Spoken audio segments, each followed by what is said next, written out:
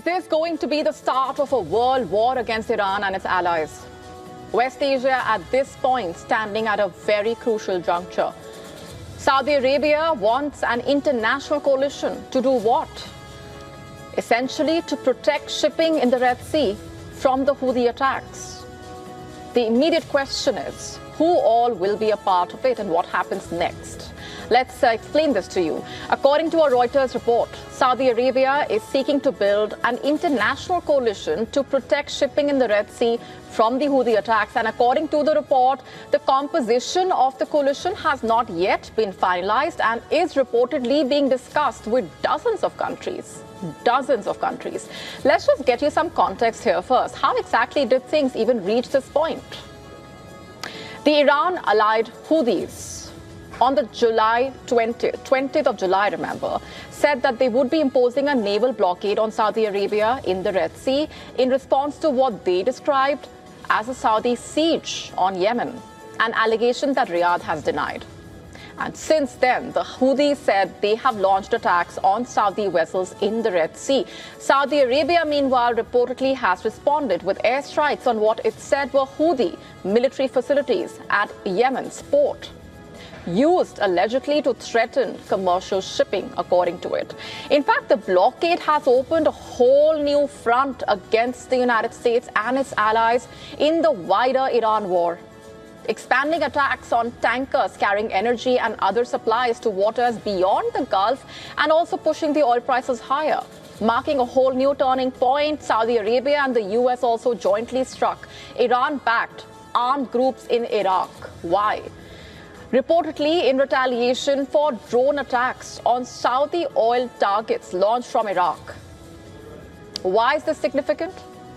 The joint US-Saudi attacks marked the first time Riyadh has publicly joined strikes alongside Washington.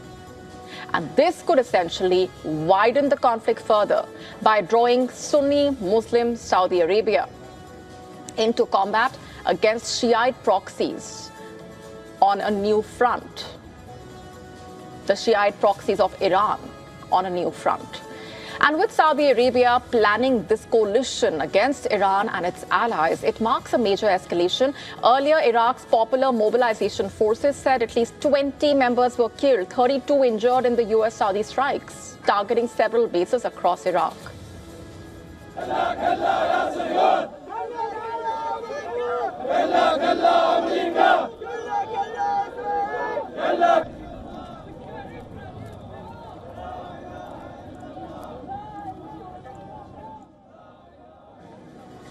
Earlier, Iraqi men shouted slogans chanting "Death to America" as they carried the bodies of those killed.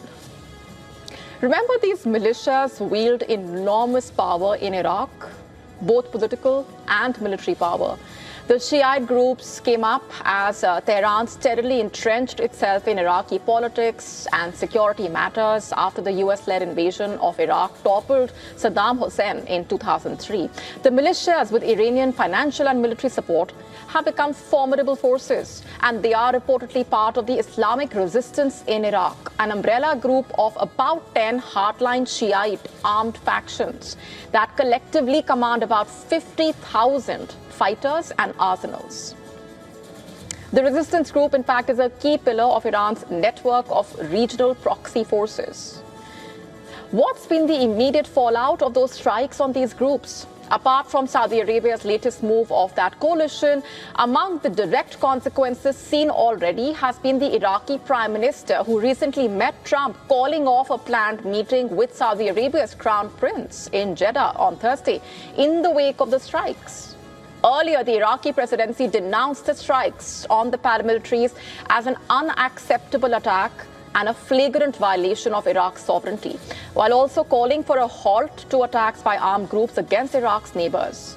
Remember, for Iraq, this is also a tough balancing act. There has been mounting US pressure to rein in these armed groups, and confronting them directly, for example, could lead to internal unrest. And the governments there have tried to maintain a delicate balance between the US, which invaded the Shia-majority country in 2003, and Iran, which has long sought to exert influence there and has backed those powerful militias. In fact, the conflict has already been expanding. Let's just lay it out for you.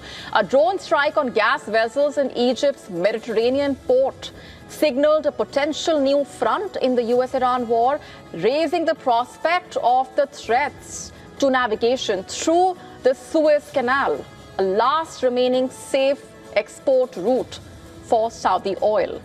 In fact, the Egyptian cabinet also said on Thursday that an initial investigation showed that an unidentified drone caused a fire on Wednesday on 2 vessels at the port near the Suez Canal, which links the Mediterranean with the Red Sea, as you can see. So the conflict already spreading. That's the port that we are talking about where the attack took place, and that's the Suez Canal, and that's the Red Sea here. In fact, no group has claimed responsibility, according to the cabinet reportedly. And overnight, the US military also said it struck Iran's Revolutionary Guards, military command centers, drone facilities after Tehran fired at the US forces in the region. In fact, the IRGC saying they struck US-run base in Jordan in response to the US strikes. Jordan's armed forces said earlier on Thursday they intercepted 5 Iranian missiles. An Iranian attack reportedly also hit a building owned by a Chinese company in northern Kuwait, killing a worker and inflicting significant damage. And according to Kuwait's defense ministry, the latest strikes in Iraq and Egypt threaten to draw more West Asian countries into the conflict after the Iran-aligned Houthis in Yemen last week declared that naval blockade on Saudi Arabia.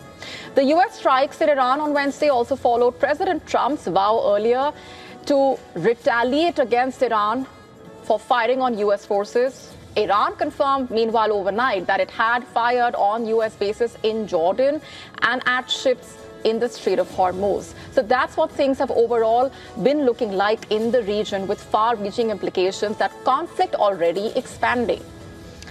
In fact, already the Russia, Ukraine and Iran wars battle lines seem to be emerging, with that dangerous overlap seemingly shaping up after Iran earlier accused Ukraine of attacking an Iranian vessel in the Caspian Sea,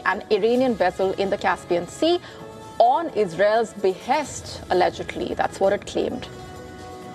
Washington also has been warning of further action against the Iran-backed groups. But can America really afford an unending conflict and continuing attacks? This is not just about the depleting patience, in a way, of some Americans as far as the war is concerned.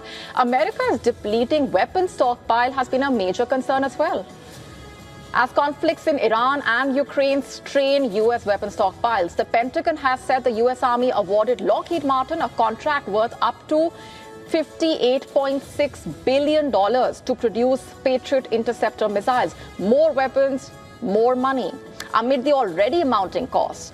According to a Reuters report, U.S. officials have reportedly privately cautioned that resuming major combat operations against Iran would carry risk, given the negative impact on stocks of munitions.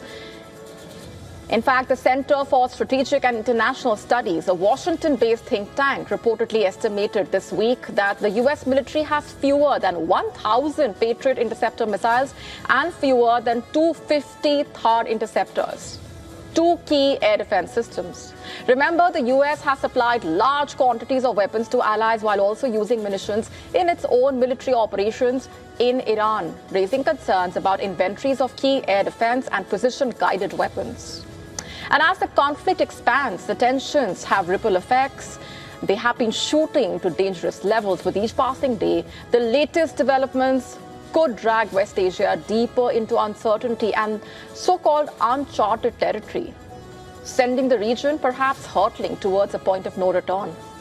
An unpredictable conflict could mean more volatility in store for a region where the flames of uncertainty have already spread far and wide. To stay up to speed with the latest news, download the WION app and subscribe to our YouTube channel.